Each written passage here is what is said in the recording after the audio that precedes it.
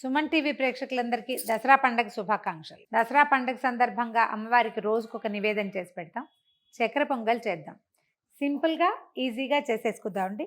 చక్కెర పొంగల్ని ఇత్తడి గిన్నెలు ఏదైనా మందపాటి గిన్నెలో చేస్తే బాగుంటుంది. చక్కెర పొంగలి అనగానే చక్కెర పొంగలి, పాలు పంచదార వేయాలి. పంచదార వేయాలన్న నియమం ఒక చోట, పాలు కూడా పోయాలని ఇంకొక చోట. నేనైతే పాలు పంచదార వేయనండి, పంచదార వేస్తాను, పాలు వేయము. బెల్లంతో మనం చక్కెర పొంగల్ చేసుకుంటాం. అయితే బెల్లంతో చేసింది ఏంటంటే చల్లారేసరికల్లా టంగుమని శుద్ధలా అవుతుంది. అంత శుద్ధ అవ్వకుండా ఉండటం కోసం కొంచెం పంచదార ఇందులో కలుపుకుందాం. ఈజీగా చేసేద్దాం, చాలా సింపుల్. ఇది ఎట్లా అంటే కుక్కర్ పెట్టుకోవాలి. మనం ఒక ప్రెషర్ ప్యాన్ లాంటిది ఉంటే కంఫర్టబుల్గా ఉంటుంది. 1 కప్పు బియ్యానికి 1/2 కప్పు కంటే ఎక్కువ పెసరపప్పు. ఈ పెసరపప్పుని దోరగా వేగనివ్వాలి.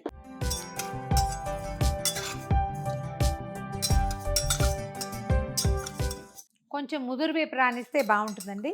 కమ్మని వాసన వచ్చేదాకా సన్నటి మంట మీద వేయించండి. హైలో పెడితే పప్పు పైభాగం వేగిపోతుంది, లోపల వేగదు, అంత అరోమాటిక్ అంతే గుమగుమలాడుతూ రాదు.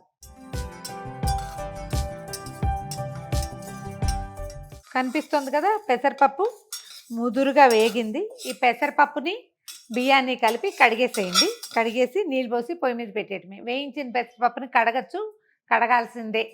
కప్పు బియ్యం, 1/4 కప్పు పెసరపప్పు కదా కడిగాము.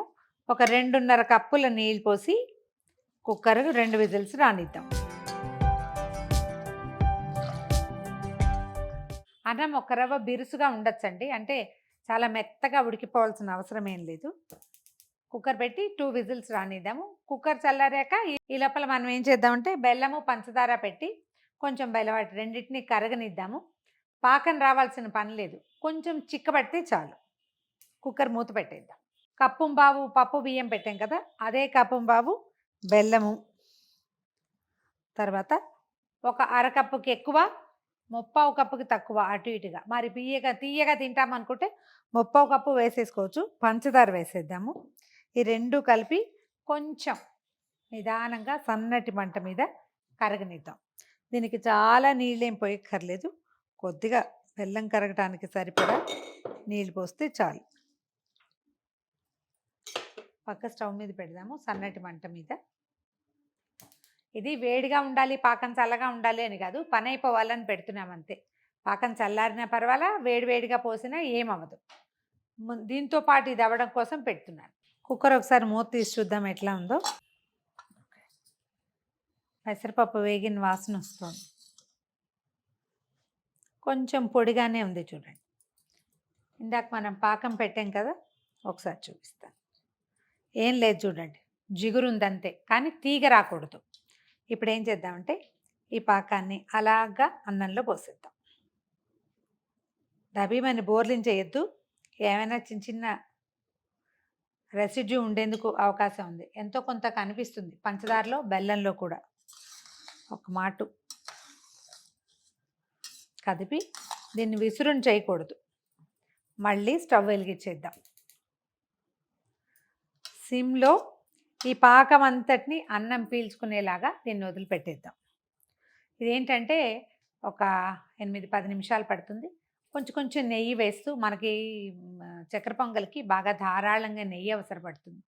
మనం 1 కప్పు మొత్తం పెట్టుకున్నాం కదా, 1 కప్పున్నర దాకా పెట్టుకున్నాం. 1/4 కప్పు నెయ్యి వేస్తే ఇది కొంచెం తూకంగా బాగా వస్తుంది, దేవాలయంలో పెట్టేదానిలాగా. మనం ఇంట్లో అంతంత నెయ్యి పోసుకుని ఏం చేస్తామండి, కొంచెం వేసుకుందామంటే అందులో సగంతో సరిపెట్టచ్చు. ఇలా లూజ్గా చేసి దీన్ని హైలో పెడితే మాత్రం మాడిపోతుంది. సిమ్లో పెట్టి ఉంచడం, కొంచెం నెయ్యి వడ్డిస్తూ దీన్ని ఉడకనివ్వాలన్నమాట. కొద్దిగా నెయ్యి వేసాను, దీంతో ఇది నిదానంగా ఉడుకుతుంది. ఎంత పూర్తిగా సిమ్లోనే ఉంచండి. చిన్న స్టవ్, 3-4 స్టవ్లు ఉంటే అన్నిటికంటే బుజ్జిపోయి ఉంటుంది కదా, దాని మీద పెట్టాలన్నమాట. అప్పుడు అడుగు అంటకుండా వస్తుంది. ఈ లోపల మనం కొంచెం జీడిపప్పు, కిస్మిస్లు, తర్వాత సన్నగా కట్ చేసి పెట్టుకున్న కొబ్బరి ముక్కలు వేయించేద్దాం ఇందులో వేయడానికి.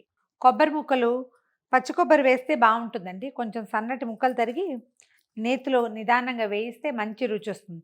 ఎండు కొబ్బరి వేస్తే ఏమవుతుందంటే మనం అది ప్రసాదం తీసుకున్నాక అది గొంతులోకి వస్తూ ఉంటుంది ఆ కొబ్బరి రుచి. ఎండు కొబ్బరి ఒక నూనె వాసన వస్తుంది, పచ్చిదైతే ఎక్కువ రుచిగా ఉంటుంది. కొబ్బరి ముక్కలు బాగా వేగనిచ్చి ఆపేద్దాం స్టవ్. కొంచెం మిగిలిన వేపంతా నూనెలో వేగుతాయి. ఇది మొత్తం దగ్గర పడ్డాక అప్పుడు మనం ఈ పదార్థాలు వీటిని జీడిపప్పులు వాటిని వేసేసి ఏలక్కాయ పొడి, తర్వాత ఏమో ఇందులో మెయిన్ ఏంటంటే పచ్చకర్పూరం వేస్తేనే చక్కెర పొంగల్కి రుచి పూర్తిగా అవుతుంది. చిన్న పచ్చకర్పూరం బిళ్ళ తీసుకోవడం, నలిపేసి పొడి వేసేస్తే చక్కగా ఈవెన్గా. ఎక్కువ వేయకూడదండి పచ్చకర్పూరం, చిన్నది వేసుకోవాలి ముక్క. పాయసంలో వేసుకున్నా కూడా ముక్క ఎక్కువ వేసేస్తే ఏమవుతుందంటే ఒక రకమైన చేదు రుచి వస్తుంది. అంత వేయకుండా ఉండాలి. ఊరికే చెప్తున్నా నేను, నా దగ్గర ఏం లేదు. మనకు కావాల్సిన పూర్తి పాకం వచ్చేసిందండి. మీరు గమనించండి, ఈ అన్నానికి అన్నం పాకానికి పాకం కాకుండా ఒక చిత్రమైన మెరుపు వస్తుంది దీంట్లో. ఆ మెరుపు వచ్చిందంటే పూర్తిగా అన్నం పాకం సమంగా ఉడికిపోయినట్టే. ఇదిగో కొంచెం అడుగు అంటుతానంటుంది. ఇలాంటప్పుడు తీసేసేయాలి.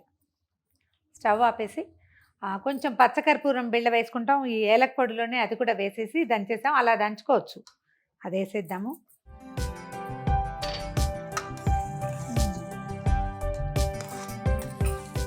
కర్పూరం అవి వాసన రాగానే ఒకసారి మనకి దేవాలయంలో ఉన్న ఫీలింగ్ వచ్చేస్తుంది. వేయించి పెట్టుకున్న జీడిపప్పులు, కిస్మిస్లు, బాదం పప్పులు కూడా వేసుకోవచ్చండి ఒకవేళ మన చాయిస్ అయితే. కొబ్బరి ముక్కలు కూడా వేసేద్దాము. ఇందులో కొంచెం నెయ్యి ఉంది, ఆ నెయ్యి కూడా వేసేస్తున్నా. ఇంకా పైన నెయ్యి ఏం వేయక.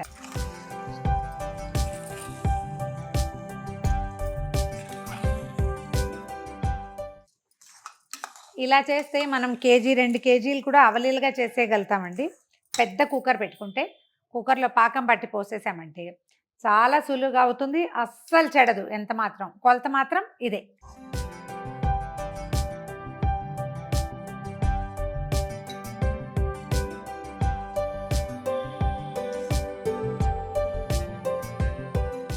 ఘుమఘుమలాడుతున్న చక్కెర పొంగలి సిద్ధంగా ఉంది. అమ్మవారి నివేదనలో ఇది చాలా ప్రముఖ పాత్ర వహిస్తుంది.